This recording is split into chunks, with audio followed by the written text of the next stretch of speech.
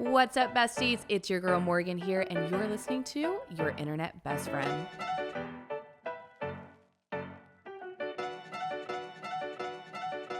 All right, y'all, today I am so excited. I am joined by someone who I personally am a huge fan of. I have followed him on social media for quite some time. He is, I'm gonna go ahead and say, I think he is the most mindful man on the internet. Ooh. I said it here first. We can argue about that one, but he's got a wildly successful podcast, New Mindset Who Dis. I listen to it every time I'm on the Stairmaster. He's an author, he's a writer, he's got mindfulness journals. The man simply does it all. And he's joining me today. So Case Kenny, welcome to the podcast. Hello, thank you. That's a very kind intro. That's the most enthusiastic intro I've had in a while. So thank you for that. Wow, And I don't know if I'm the most mindful, but maybe I try to be. Maybe that's my accolade. Give it a good effort. Somewhere I'm giving in you between an A+ for effort. An A+. All right, yes. So, all right. So excited. I want to talk all about, obviously, dating, relationships. I want to get the male perspective because I can talk about relationships all day long as a female, as a young 29-year-old single in Nashville, but I'm really excited to get your opinion on all of that. But first, for the people who know nothing about you, I did a deep dive. I've creeped on your life history. I know way too many facts about you. But for those who don't, give me like a Cliff Notes version, who you are, how you came to like the wild success that you have right now. Yeah, I appreciate that. Again, thank you for having me. Yeah, I mean, the 2-minute summary would be, in my current state, I'm 35. I live in Miami. I'm in a relationship. For a living, I say that I share my feelings for a living. That's kind of the joke that I say career-wise. That's what I practice all day, every day. And really, that's just a way to describe my passion for mindfulness, bringing that to life in different ways, whether it's on the podcast or I do a lot of music or in written word and writing and books and journals and products and all that kind of thing.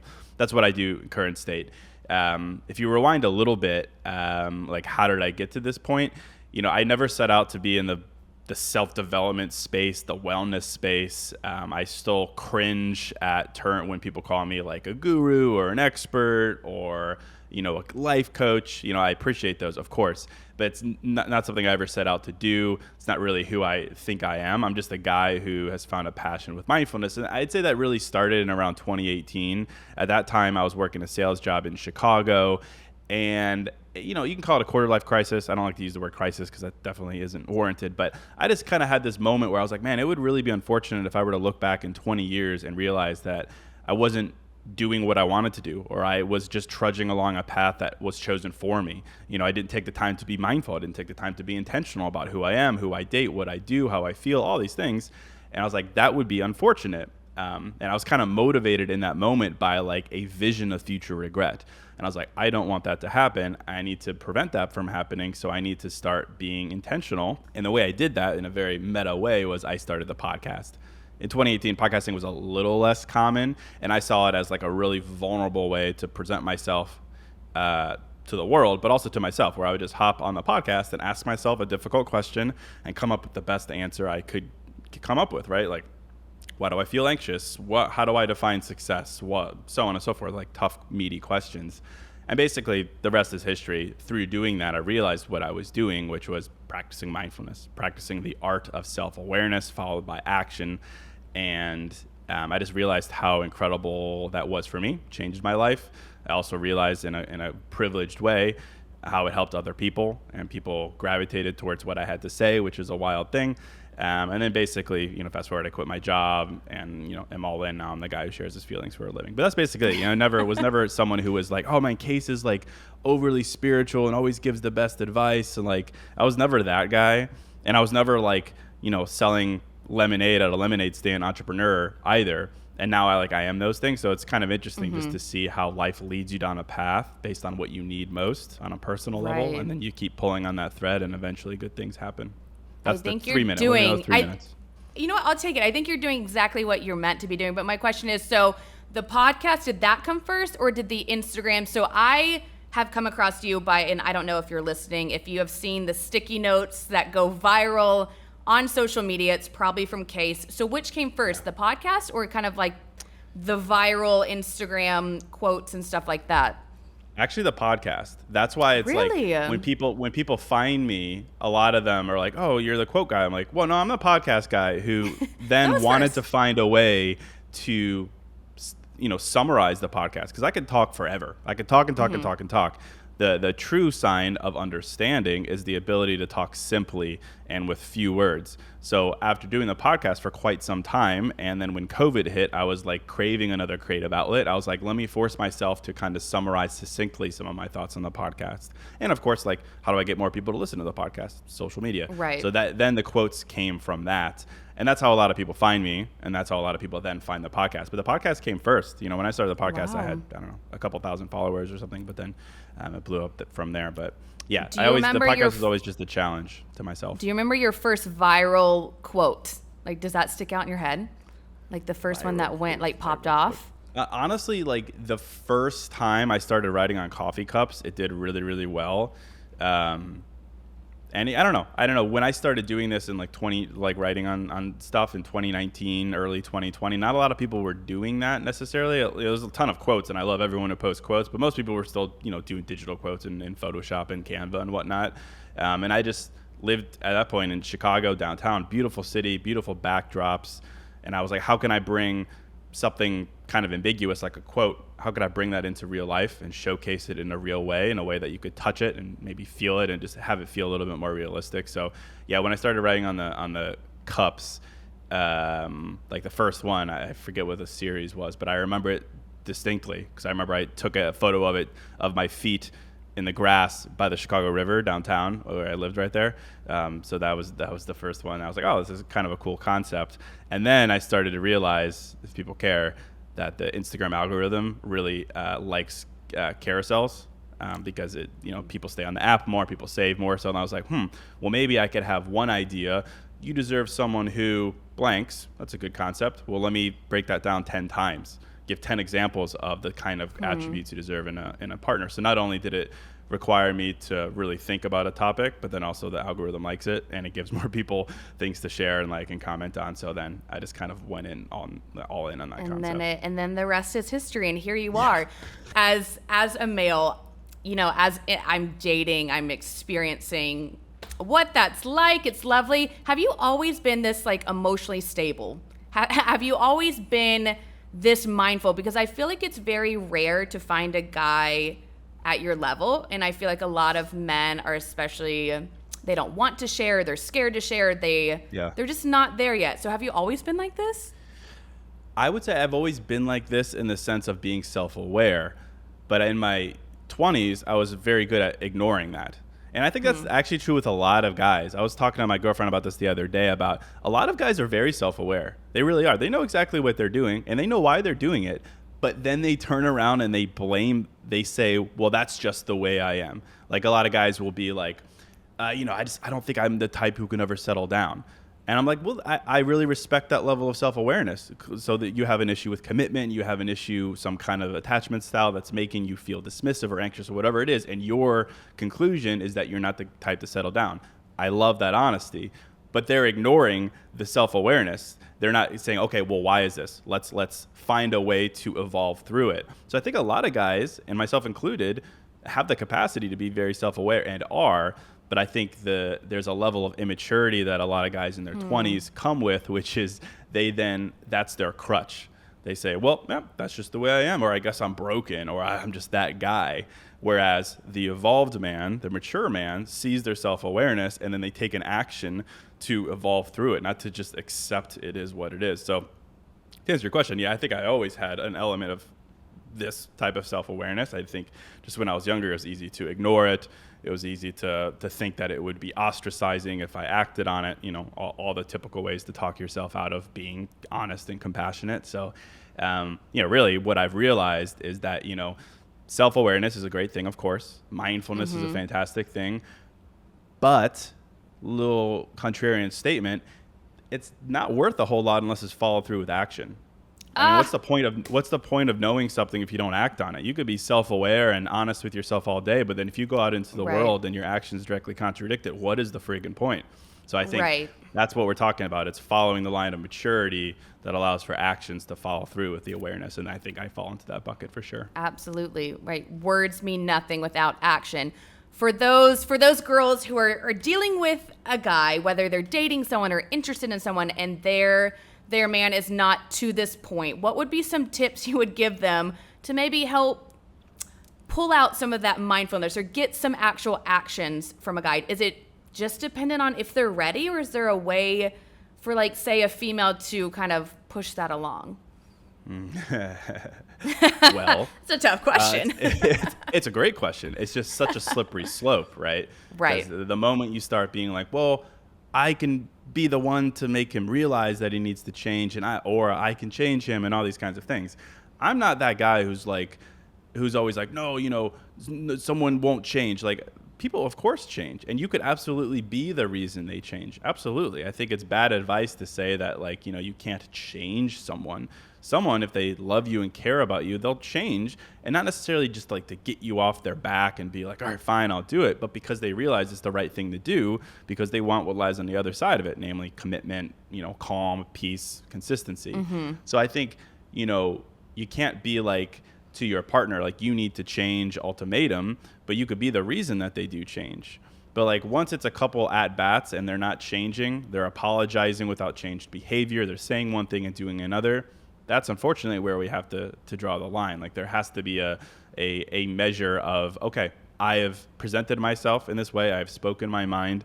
And, a lot of guys, they don't realize sometimes that what they're doing is unhealthy or wrong or not compassionate. They're just very much in their own lane and a bit myopic. And you bringing that to their attention, maybe that's the honest, compassionate catalyst they need to be like, oh, I should change. Of course I should change. So there's nothing wrong with voicing your concerns, asking for change, saying how something is affecting you. That's fantastic. That's never too needy. That's not, a bad thing. But you have to see what follows that. If nothing follows it, then they don't want to change for themselves, and they also don't want to change for you. So it's a balance between the two. Do you think that a guy will change for the right girl? Because that's what I always hear. It's like, oh, when they meet the one, they will change their ways. Like, unless it's that they're right, their soulmate, whatever, then they're just going to be stuck in their ways. Do you think that's possible? I think a guy has to want to change, like, internally. I don't think it depends on, this right person comes along. But what do you think? I think yeah, it's possible. I think anything is possible. But I do agree with you. Like, if someone is only changing for you to appease you, to make you happy, and it's not coming from a place of internal logic and drive, I think it's going to come back to bite you at some point. Like, for someone to change for good permanently in a way where their effort is consistent to make that change consistent, they have to want to do it for themselves in a sense. And I think a woman for men can absolutely come along and make them realize that. But if they're only changing for the woman to appease her, I think we get into a slippery slope there where the motivation isn't internal, so the results won't be consistent or permanent. And there's all people. The internet loves to talk about men, and there's that quote that's like, for women it's the right guy, for men it's the right time. And I think about that statement a lot, and I certainly, what's it called? It was like Sex in the City. It was like the cab light theory or something, whatever. I'm surprised that I even know all this stuff. Case, when I say my friend, literally, because I told her you were coming on the podcast, she was a big fan. I was like, do you have any questions for him? And we've been talking about relationships, and she sent me that literal, it's from Sex and the City, it's the cab theory. Yeah, she just sent it to me, and it's so funny that you bring that up, because I don't know, I kind of think that is a bit true.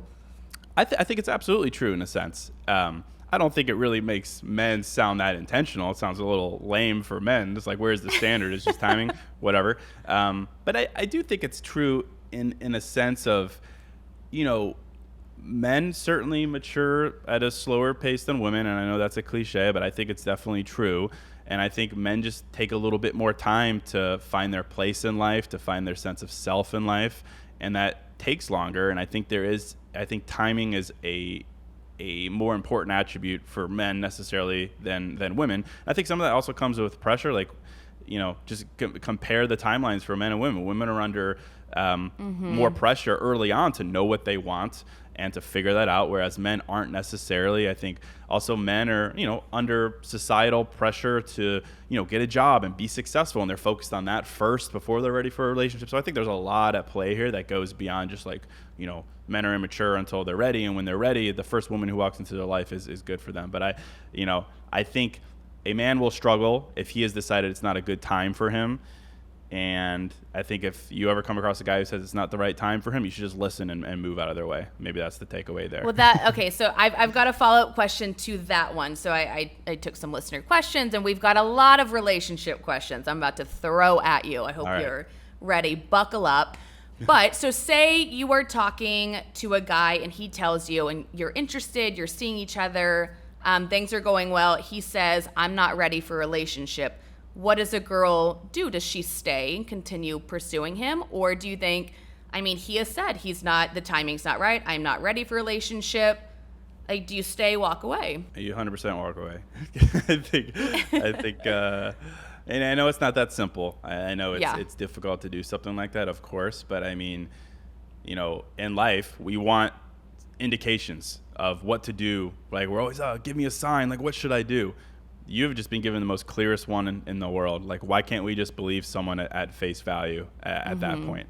I think it's that simple. I think I would literally just leave my answer at that. Like, we spend all this time in life trying to decipher what they're saying, right? Like, what does the mixed signals mean? I wish I could translate a mixed signal. When a guy tells you he's not looking for a relationship, he's not ready for a relationship, there's nothing to translate. That is not an invitation to try harder. It's not an invitation to try to convert him to want a relationship with you. It is, I don't want to say a waste of time, but I don't think it's a compassionate thing you could do for yourself. For every guy who's not ready for a relationship, I guarantee you that there's a guy who is ready for a relationship, and that person would very enthusiastically love to have you in his life and doesn't need convincing, doesn't need negotiating. I think any relationship that is built on a negotiation of sorts, I struggle to see how that foundation is going to be foundational in the future. So I would say you walk away from that.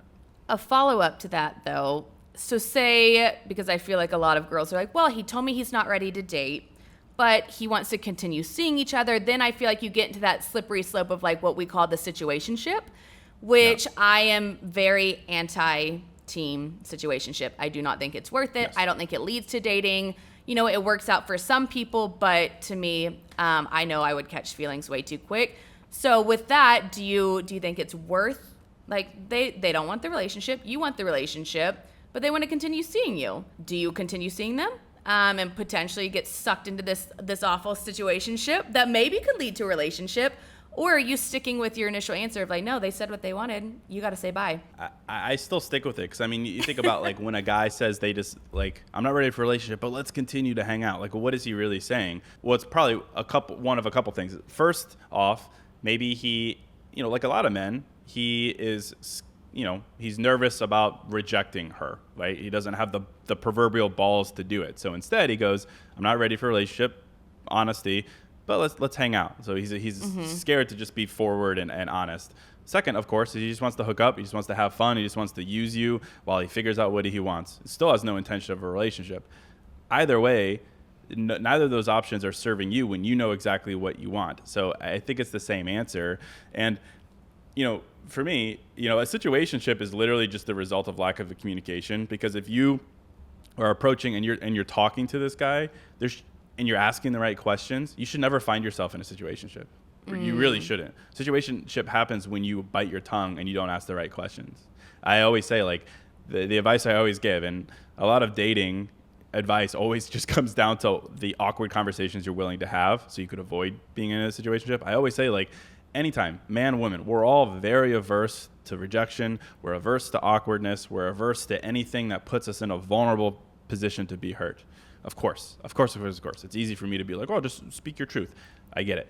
But I would like the key to avoiding situationships, the key to avoiding finding yourself trying to convince someone to want what you want, but they're not there yet, is we have to find an incentive to have those awkward conversations. How can we incentivize ourselves as logical humans to have the conversation? And I always say that any conversation where you're asking for honesty, you're stating what you want, you're demanding an answer from them in a casual way, is you're either getting what you want or you're getting what you need. And both of those are always self-serving, and every answer to that is going to free you from a situationship. You either get what you want, which is a conversation, and they say, yes, I'm on the same page. We want the same thing. Great. Or you get what you need, and they say, we're not on the same page, but that's what you needed. So now you could walk away and you're not in a situationship. So I always, for me, like anytime I don't want to have a conversation, whether it's romantic, friendship, business, I always fire myself up. I always say, Case, get what you want or get what you need. Get what you want or get what you need, because both serve you in the long run. But what doesn't serve you is biting your tongue and ending up in that situationship or ending up in something that's defined by ambiguity. So, mindfulness and spirituality aside, you just got to fire yourself up to get what you want or get what you need so you don't waste time. That's my diatribe on Ladies, and I guess men out there too, I really hope you listen to that statement, because I feel like everyone's scared to say something. I get like that too. Like, I'm a pretty outspoken, bold person, but when it comes to tiptoeing around relationships, it's like, why are we scared though? Why? Like, you're literally just stating what you want or what you need. And with that, like social media, I want to talk about that because I mean, you're obviously, you said you're in a relationship. I think every girl listening to this podcast, their heart broke a little bit when you said that. But social media, I feel like, adds such an element to dating in this day and age. And I'm sure you get it. You have such a public platform where people can go on and they can immediately learn who you are, your feelings, all of these things. Do you think that is a pro or a con? Like, is it a good thing to be able to have access to all this information? You can know very quickly, do I want to pursue this person? Like, I know so much about them. Or do you think, like, you shouldn't look at someone's social media before you go on a date with them? Yeah, it's a good question. I mean, I live in the realm of practicality. I don't live in a tower of self-development. I think social media is great, but I also think it's horrible. I think it's somewhere in between. I mean, if you look at my social media, like, I'm pretty transparent, but I also don't post a lot of my personal life. And that's because I don't want social media. I don't want to be an influencer. I don't want social media to be something that I consider when I'm trying to make a life decision. Will this look good or not? Or do I need to take pics here? I just want to live my life. I think social media is good and bad. I think dating apps are good and bad. I think the connectiveness of life in its current state in 2023 is good and bad. I mean, I think it's good for the sake of helping you realize that there's a lot of options out there. So when you're hung up on someone and it's clearly unhealthy, like, it's not just like grass is greener, but like you can find hope elsewhere. Great. You can be inspired by other people, right? The downside, of course, comes when you start comparing yourself to other people and you're comparing yourself from a place of lack and you're overthinking. You're looking at someone's profile before a date and you're second guessing yourself based on what you see. I think it's a great way to get a little insight into someone, but social media is not real life. It is 100,000,000% not real life. It is curated, or it's fake, or it's somewhere in between. So I really think we need to, obviously place less emphasis on social media. And when it comes to like dating apps, I think they're great, but the purpose is to get off the apps, to get off of social media and get into real life. It's the only way to tell who someone really is. You could plan all your life together with someone on social media, but you have to get in person with them. So I'd say the balance is somewhere in between. I think the worst thing we could do, both from a dating perspective and a mindfulness perspective, is compare ourselves to social media. That will destroy us from the inside out every single time. I saw a stat that 10% of our daily thoughts are dedicated to comparison of some kind. And I think we have call it 10,000 thoughts a day. That means 1,000 thoughts a day are dedicated to comparing ourselves to other people. And I'd say the majority of us don't compare in a healthy way. We compare from a place of lack, or a place of falling behind, or a place of not being blank enough. It's a very self-destructive thing. And particularly in dating, I think that has a very negative perpetual effect of lowering our standard and making us rush and doing all these things that are not compassionate to ourselves. So use social media in the best way you can.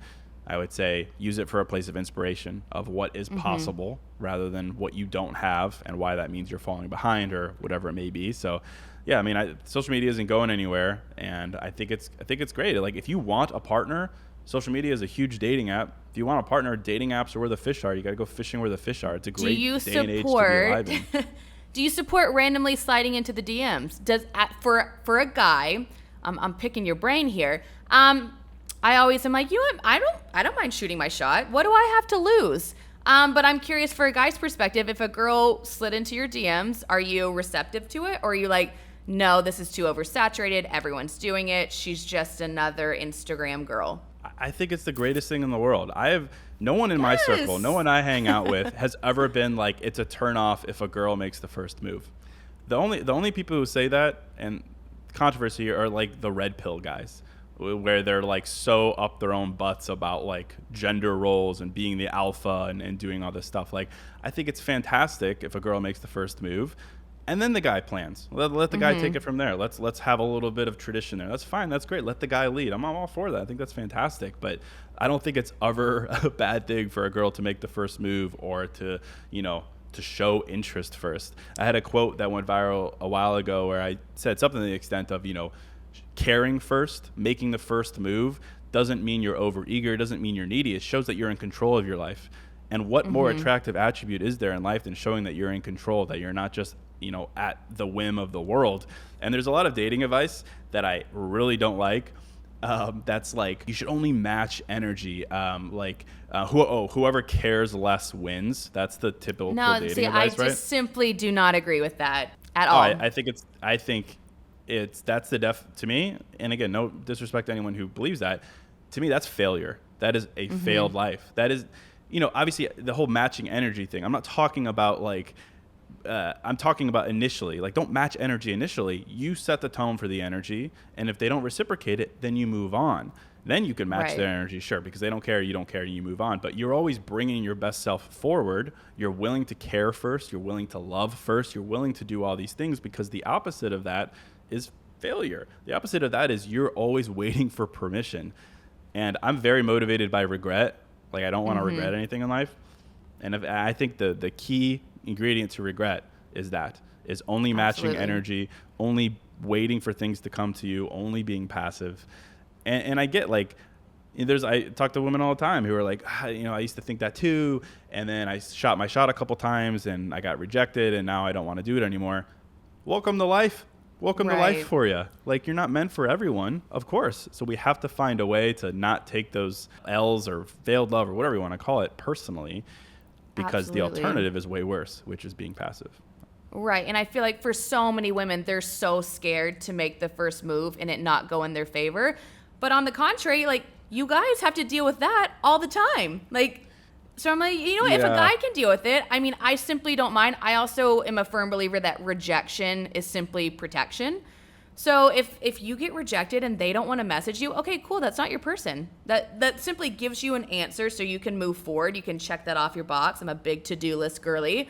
Check that off and then move on to the next person. But for some reason, I feel like females get so in their head of, I can't make the first move. Like, what are they going to think about me? But I actually think most men would applaud it.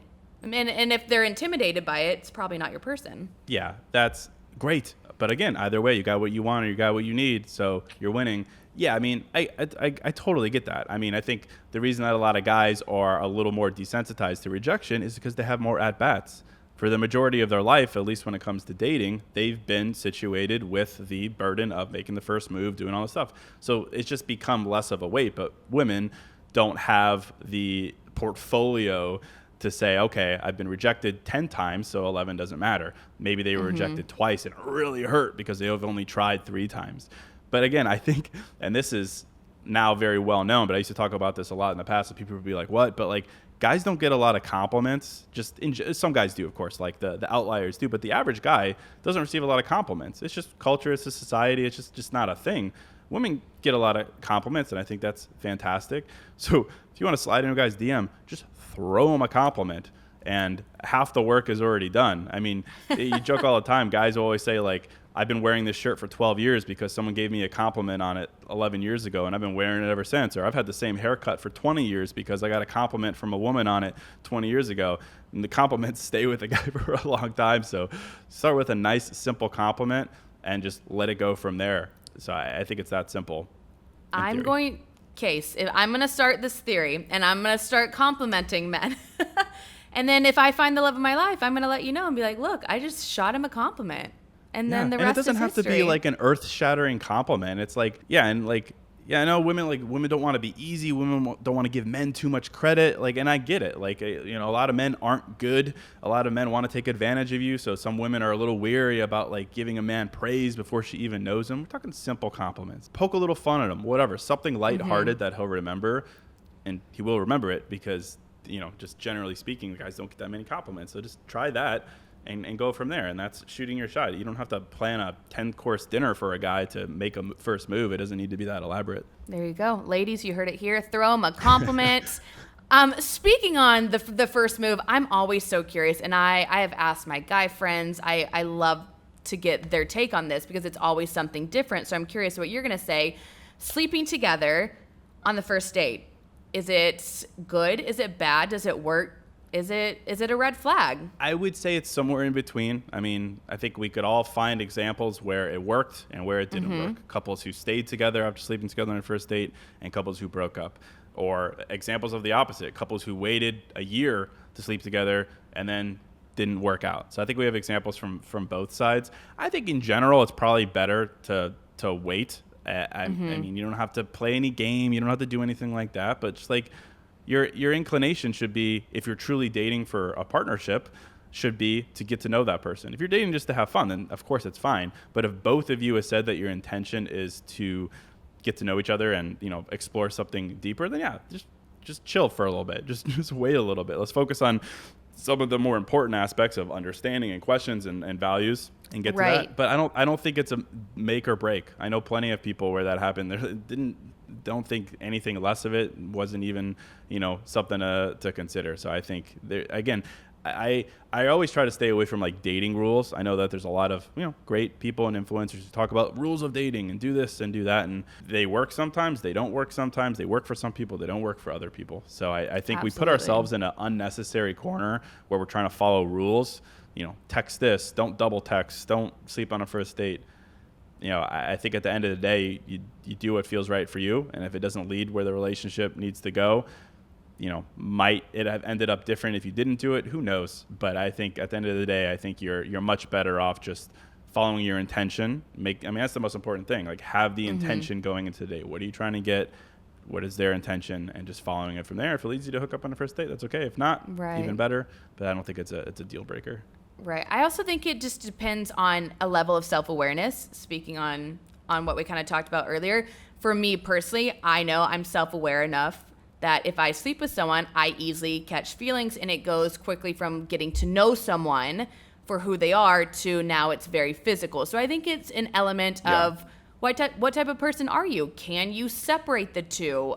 What are you? Do you want this relationship? Are you going to catch feelings and then not get to know them and only want to sleep with them? So definitely agree with what you're saying, but I also, self-awareness is just so big. It's so important. I think that's a great point, because at the end of the day, like, if you both are self-aware and you're like, yeah, we just want to do this, we just want to have fun, this is great, then fantastic, hats off, have some fun. But if you went into the date being like, I don't want to do this because I want to wait a little bit, want to be a little more intentional, but then you find yourself pressuring yourself to be like, well, he does, and I want him to like me, so I'll do this. Like, that's where that slippery slope starts to come into play, where you had an intention and then you kind of renegotiate with yourself. And I think that's not the position you want to be in. So don't decide, but make a decision for yourself, so you're not in that wishy-washy, ambiguous zone where the decision is being made for you, or you're making a decision based out of rushing or pleasing or something like that. Absolutely. No, I think that's, again, being aware, asking the questions, I think that's so important. So would you, because you brought up the word influencer and you said that you don't consider yourself an influencer, would you not consider yourself a relationship influencer of sorts, Case? Come on. I suppose. I talk about relationships and I have influence. I'm a stickler for you're words. You're an influencer. All day, all I do is write and think and talk. So I have a weird relationship with words, and I'm very stubborn. I'm a writer and a podcaster. Like, I like to lead with that. But sure, a relationship influencer, I'll take it, but not relationship expert. Because what is a relationship expert? I have thoughts on relationships. I have learned things in relationships, but to say I'm a expert feels a little overzealous for myself. But I'll take it. We're influencing. We're influencing about relationships. Hopefully helping people. When you add that to your Instagram bio, and I look and it says Case Kenny, relationship influencer, I'm gonna be like, oh my God, I did that. I'm taking the credit for that. Yes. I'm taking the credit. Speaking on relationships, red flags, and social media, so someone did want to know, is it a red flag to keep up photos of your ex on social media? I mean, maybe not. I hate such a non-answer, but it was like, yes, if he's still talking to his ex and still has feelings there and refuses to let go, yes. No, if he doesn't care about social media and it's just a photo and it means nothing. I mean, it's like, why is that a red flag to the person saying it's a red flag? Is it because they're afraid that person still has feelings for their ex? Or are they feeling a little bit insecure about themselves because they have more of an anxious attachment style? I think it's, everyone has dated other people. Everyone has exes. And I think we should all be rooted in a sense of being able to look back at that and appreciate it without feeling like we need to go back to it. Like, absolutely. we should, that's the most healthy sign, is to be able to say, we're not with that person anymore. Whatever happened, but I can still appreciate the time we had together. I can still appreciate the memories we created together. Like, otherwise, you're saying the entire time you dated someone, the memories you created together are done and you're throwing them away because your relationship with that one person ended. I think that's throwing a lot of life away. I think we should still be able to appreciate that. And if that means having a photo up, I think it's a little awkward. I think maybe it might not be considerate towards, your current partner. Consider that. I think we should consider our actions and how they affect other people. And if it's an easy fix for them because they've been honest with how it makes them feel, do the right thing. But I think whoever's saying it's a red flag, let's dissect why it's a red flag. Is it a red flag because that was rule number 52 on influencer XYZ's rules to dating? No offense to them. Or is it a red flag for you because it makes you feel anxious and insecure because your past relationship, they talks about the ex a lot, and then they broke up with you and got back with their ex. Okay, now we're getting to the problem. Let's have a conversation about it. So yes, but no, somewhere in between. Okay. You know what? I can take that answer. And for me personally, like, I still have photos of my ex up because I just think if it's part of your past, like, that, you can't erase your past. I feel like a lot of people are like, Exactly. I'm just going to delete. I'm going to remove it. And I get questions. Obviously, I'm on social media. My life is very public. So for people, they look at me and they're like, I don't understand. Like, you still have photos of your ex. Why don't you delete those? And I'm like, well, one, you're going to have to scroll so far back. And two, I mean, that's part of my story. I'm big on every single little thing leads you to exactly where you are.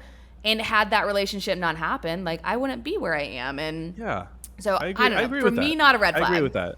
Yeah, it makes me sad to think that, we're just going to erase chapters of our life. Even if that chapter didn't continue into the next chapter, to like try to erase those things from existence makes me a little sad. I mean, life is pretty finite. We don't have a whole lot of time. So I'm not too big into erasing chapters. I'm big into moving on and realizing that some people were temporary, but the time they occupied in your life was rewarding, and the memories for yourself were compassionate. So I think we can definitely hang on to them in a sense without talking shit about our exes or saying they were all crazy and doing the whole shebang.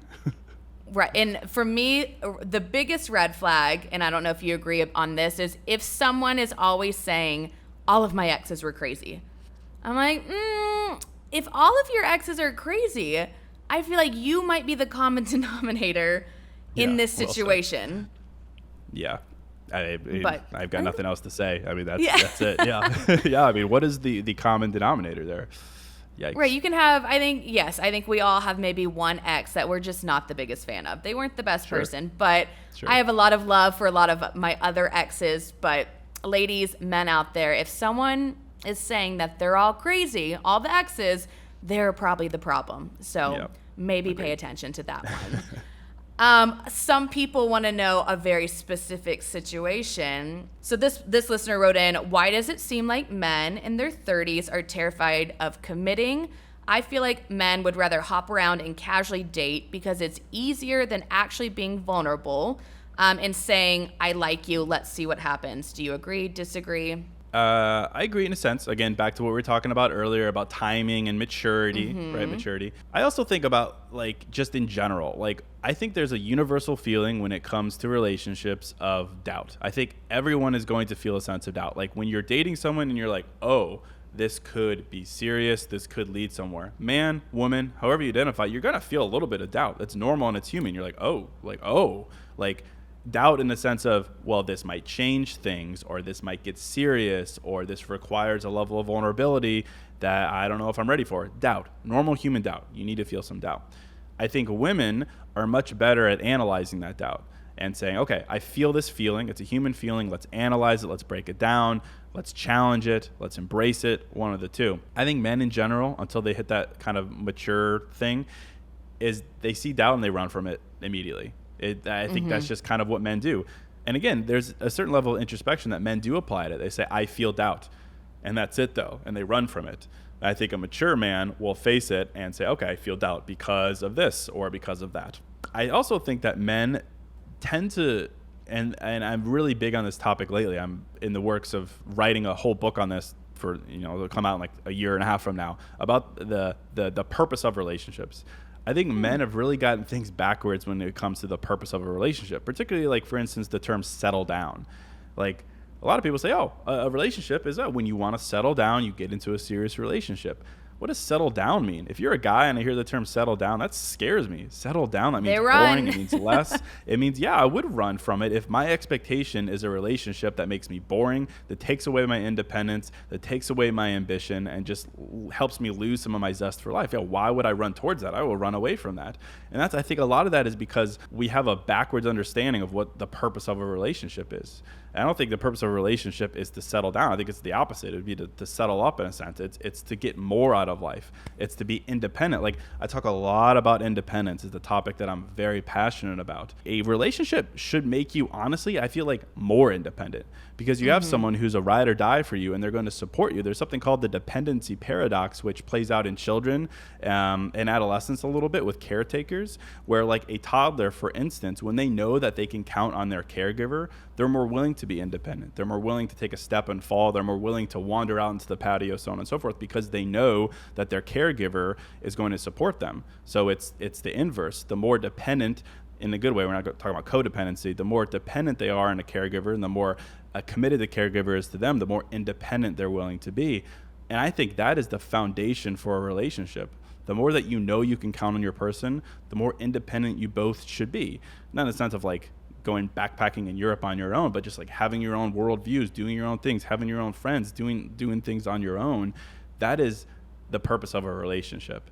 And I think a lot of guys don't understand that, don't think it's possible. I think a lot of guys have kind of beaten it into them that that's just not possible, that, they're going to become ball and chain, boring, right? And I think if we can get men to a point where they fight against that, cliches on either end, but to fight against the negative one, that's where I think we can get guys to actually analyze that doubt and realize what it's a sign of and lean into it and then look for the attributes of a relationship that they want. So long answer, but I do think it comes down to the way that guys have been conditioned or trained, or lack of self-awareness throughout the years to think of what a relationship does to them, as opposed to the way that it gives them more life. Right. And I think it's like the attachment styles too. I feel like a lot of men are avoidant attachment styles. A lot of women tend to be more anxious attached. I'm curious, you seem very secure, secure attachment style. Were you ever one or the other, like anxious attachment, avoidant? For sure, yeah. I mean, in my 20s, I would say avoidant, dismissive for sure, because it was exactly what I just described. I thought a relationship would be, I can't be ambitious and I can't have fun. I can't go to the club and I can't do this kind of thing. It's going to take away my pizzazz. And voila, the answer was, well, then I'm just going to either avoid relationships completely, or when it gets to that point where you're feeling that thing, I'm just going to move on from it. So yeah, I think very classic male-oriented, avoidant, dismissive early on. How does one, if you have advice, become, so like I'm more of an anxious attachment style, do you think that can work in a relationship if one person is more anxious? And say, obviously it's not going to work with the avoidant, but say someone's secure. Do you think that can work out? Yeah, of course. I mean, I think it's very rare for two people to come together with secure attachment styles. I think a secure attachment style is almost exclusively nurtured in a relationship, where you both come together with your own goodness and insecurities, and together with communication, boring topic, but with communication, you develop the secure attachment style. Because until you have a secure attachment style, you've likely had one of the, I suppose, negative ones, or one of the ones that kind of detracts from it. So I think a secure attachment style is 100% developed between the two of you. And I also think just a little bit more about men. Like I read this article, I feel like it was in the Atlantic or something. I forget where it was, but it was like this woman talking about what what characteristics she wants to teach her children who were boys. And she was like, I don't want to teach my children how to be masculine. I want to teach them how to be mature. And I remember reading that. I was like, man, I really like that, because there's all this pressure on men to be masculine. And I think that feeds into this whole hyper-independent, dismissive, avoidant thing, because masculine men are successful and they do what they want and they have a roster and they do this, that, and the other. And there's this, and now, especially in culture, there's this obsession with masculine and feminine, and men do this and women do that. And there's this very divisive social debate around it, of course. And I think we need to teach men, the next generation of men or the current generation of men, like, let's stop focusing on this being masculine. And again, this sounds so boring, but I really do believe it. Stop focusing on being masculine and focus on being mature. Because what is a more masculine trait than being mature? Maturity means you do the difficult things. How is that not a masculine type A alpha characteristic, to do the difficult things? And I think that is the biggest differentiator between men who start falling in line with like performative masculinity, where they're literally just wearing a mask and they're faking it and it collapses and it's the most ego-led, lack of self-awareness type mentality. Being mature, though, requires self-awareness. It requires resilience. It requires discipline. It requires doing the difficult things, having the difficult conversations. I can't think of a more masculine mindset than that. So for men, I think leaning into that, and for women, I respect a woman who wants a masculine man and wants to do the masculine and feminine. That's great. I love that. But let's look for that element of maturity. Let's be able to define what maturity looks in a man, rather than maybe looking for the clickbait masculine headlines. And I think a lot of what we're talking about here won't be fixed, but it'll be easier to identify some of the red flags or this, that, and the other by just focusing on that element of maturity. So just a final period on that. Oh my goodness. Amen to that. We're looking for mature, not necessarily masculine, because I feel like a lot of girls are like, I want a guy who's going to build a fire and build me a log cabin, or I don't even know what we think of when we think of masculine, but that's such a good point. Look for the maturity, and I feel like the masculinity will come with that. So, in case just spitting knowledge, is it? I know you said you have a girlfriend, but I'm so curious, because you are so wise and you have so much advice on relationships. Did you find that dating was difficult for you? Because I feel like women would be like, oh my gosh, like almost intimidating. Was it hard for you, or no, easy? I wouldn't say it was hard. I think a lot, the whole social media thing, back to that, which is why I was like, if I could get rid of social media for me personally, I would, just because it carries a lot with it. Like, I'm a normal freaking dude. Like when we're not having conversations like this, which I love, this is my life and my passion, and it's healing and it's everything. But when we're not having conversations like this, I am just a normal freaking dude. I love house music. I love going out late. I love Chipotle, lifting weights, being goofy. So I think it's a little bit tough sometimes, whether it, previously was dating or making friends, who people think I'm this guy who I want to, the first word out of my mouth is like, talk to me about your inner trauma, or like, let's talk about insecurities. Like, whoa, that sounds horrible to me. Like, that's a part of my life. It's not my entire life. So I think in the past, it carried a little bit of that with it. Like, oh, the bar was so high for who Case Kenny was. Like, here's this guy who's enlightened and he's going to be this incredible guy. And I felt like, maybe I let some people down because I was just a normal freaking guy who, when I get in my headspace and I use my talent, which is words and writing, I could do good things. But in regular life, I could be awkward, I could be weird, I could be too quiet, I could be too loud, I could be everything in between. So I used to feel a little bit like it was a little unfair. And obviously, it's a privilege to have a platform and to have a voice and to have people give 2 cents about what I say. But I think in the past, it made, maybe now that I'm talking through it, a little bit more difficult, or I just felt a little more self-conscious, which was the opposite of what I would have wanted to. So as much as I don't like, I kind of boo-hoo social media sometimes, I have a lot of empathy for people who have large platforms and are trying to be regular people in life, because it just carries with it certain assumptions that maybe aren't fair. It definitely is challenging. And I always say, I want to make a fake Instagram so badly. I want nothing more. And what's stopping me? I guess I kind of can, but it's to have no expectations, to go into something. And, in this day and age, everyone's like, what's your Instagram? What do you do? And I feel like that comes with you look at someone who has like a K beside the number of followers, and it automatically puts them, Yeah. I feel like, in a different category where there's expectations and they feel like you're not quote unquote normal. So I have thought many a time on making a fake Instagram, but also then it's like, yeah, I kind of want to just like own like who I am. Like I feel like I'm pretty transparent on the internet as you are, but I can imagine, I mean, for me, I feel a lot of pressure with dating because I've had guys been like, so like, what's the real you? Is it you on Instagram or you in person? And I'm like, it's pretty much the same, both. Like, I feel like it's like any job where you go into an office, I go on Instagram. So Yeah, I feel that. very, very interesting. What's your toxic trait?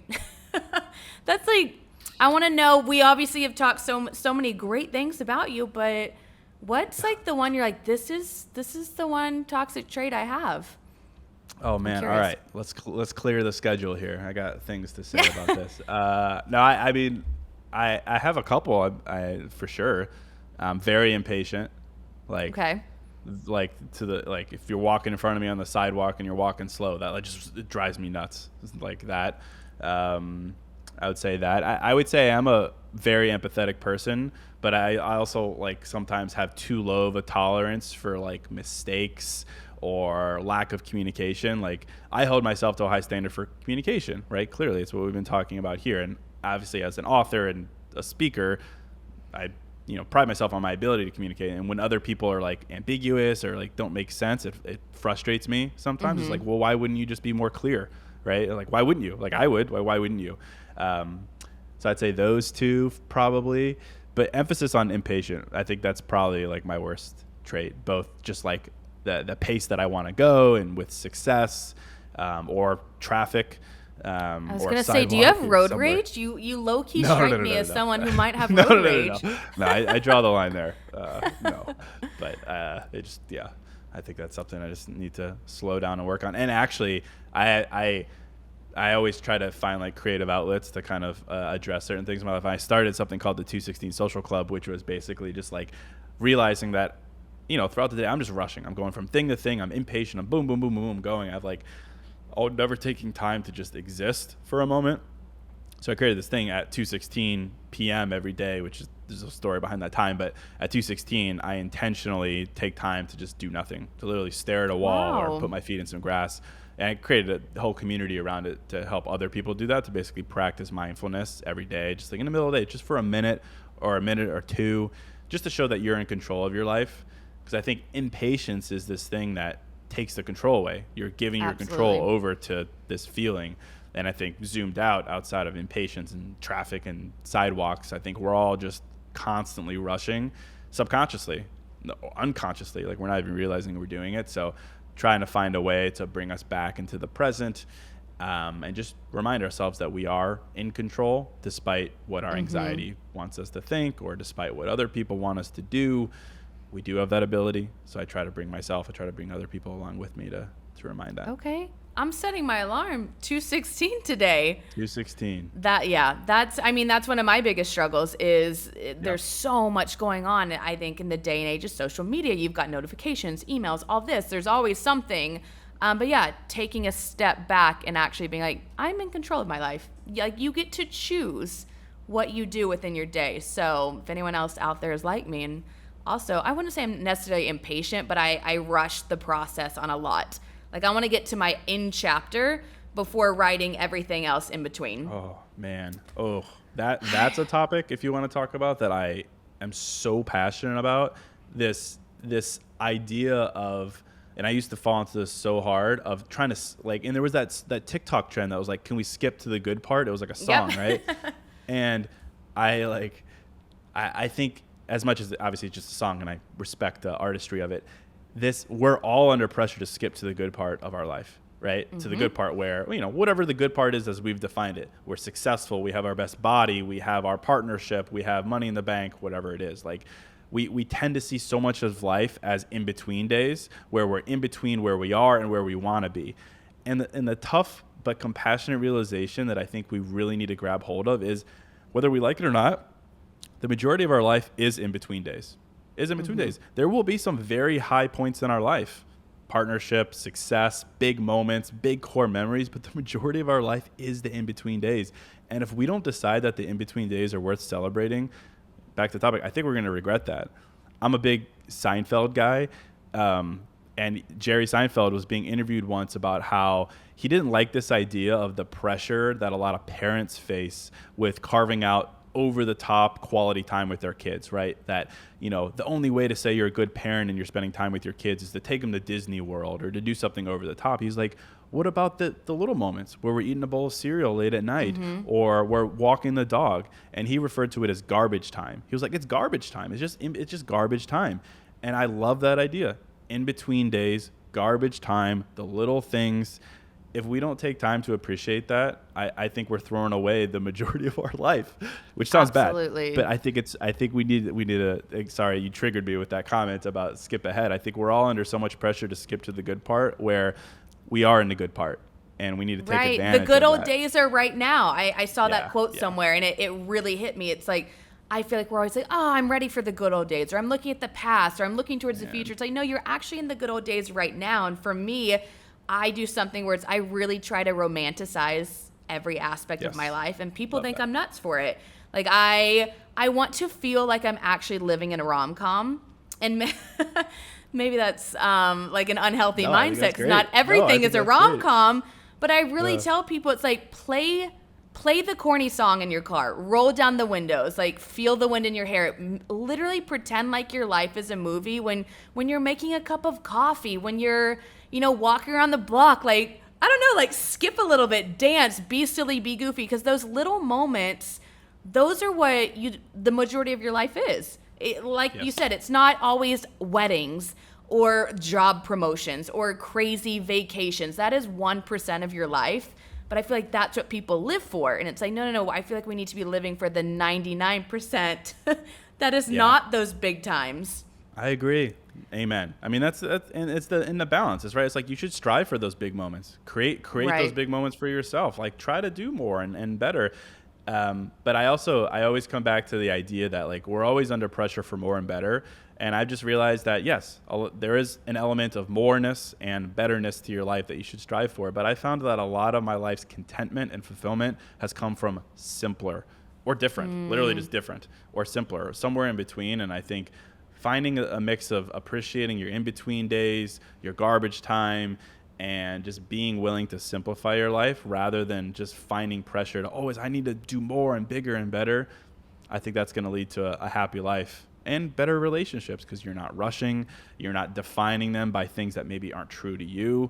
And I think a lot of the pitfalls of relationships are, well, their relationship looks like this and my parents look like this, so mine needs to do this. And then you rush and then you self-sabotage and the whole thing. So I think the topics are all related. Because in case I could talk to you all day long, but I know we're kind of running out of time. I had so many other questions on confidence and authenticity. And I really do feel like, yes, I called you a relationship influencer of sorts, but I feel like you talk about so many different topics, but really all of these topics come back kind of to relationships, whether it's a romantic relationship, a friendship relationship, but all of these things really are so important for your relationships. And I know you have a new book out, you've got a journal, and I'm a big journaler. You'll see me always with a book in my hand. Anytime I travel, I'm always writing stuff down, and people look at me and they're like, I don't understand. How do you just start writing your feelings? And I know you probably have guides for that, but for someone who has never in their life opened up and just written thoughts, do you have a suggestion or tips for them? Well, yes. I mean, I think journaling You're like, is buy great. my journal. I mean, honestly, that is the answer. Or not. You don't have to buy mine. Buy mine. I think it's great, but buy a journal that has prompts for you, because the whole benefit of prompted journaling as an entry point is someone has done the difficult thing.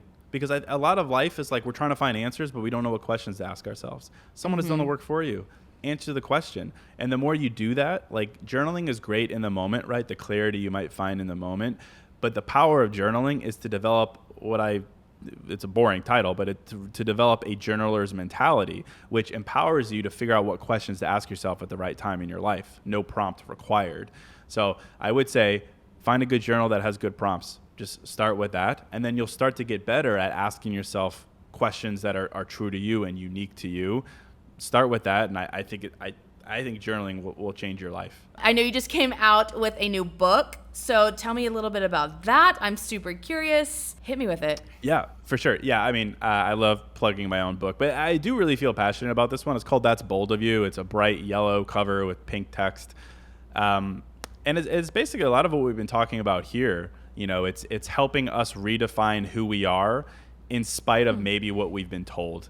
A lot of times past relationships, friends, parents have told us that we're too much or we're too needy or we're too loud or we're too quiet or something, and we've taken those labels to heart. Mindfulness is reinventing yourself. Mindfulness is letting go of who you're not. And I think it's a bold thing to do in this day and age. It's a bold thing to say, this is my timeline. I won't be rushed. These are my standards. I won't negotiate. And here's why. Right? Not blindly, but here's why. And that's what the book's about. It's like 19 chapters of basically a lot of the things that I've talked about on the podcast over the past 5 years to help you reinvent yourself. And I said to thrive as your weirdest and realest self. And I think it's a gift to be able to do that. So, you know, you can pick it up. It's on Amazon. There you go. I love that. I'm going to add that to my cart right now because I think that's what people struggle with it so much is I get questions all the time. How do you be exactly who you are? I am unapologetically pink, sparkles, loud, bright, everything. And it's taken me a while to get there. And I mean, for me, I just simply stopped caring. But a lot of people can't get to that point. So if you are feeling like you're stuck and you want to let your weird colors shine, pick up Case's book. It's on Love Amazon. That. Great endorsement. Thank you. Yes, you're so welcome. You see, she's an influencer. Great. Okay, yes. so anytime you need to sell doing. a book, you let me know. I got you. Thank you. Hit me with the discount code.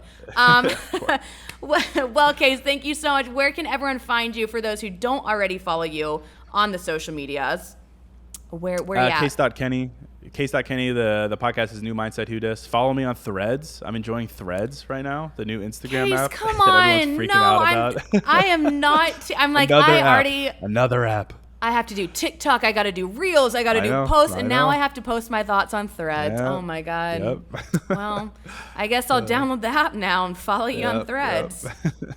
Love that. Well, Case, thank you so much for joining me, chatting all things relationships. You really are so wise, so full of knowledge, and I so appreciate you joining me. Thank you. Thank you so much. Thanks so much for listening to the Your Internet Best Friend podcast. It's been real. It's been fun. And I will see everyone here next week. In the meantime, do all the podcast things. Like, subscribe, give me a 5-star review if you please. And catch up with me on social media at Morgan Lee Willette. Bye, besties.